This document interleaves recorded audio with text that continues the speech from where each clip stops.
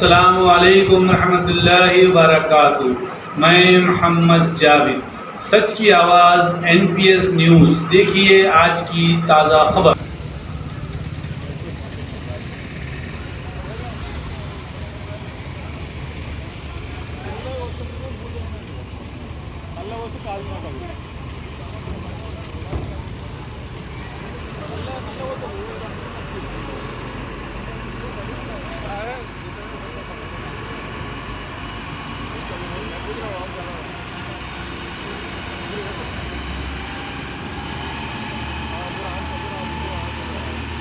नहीं तो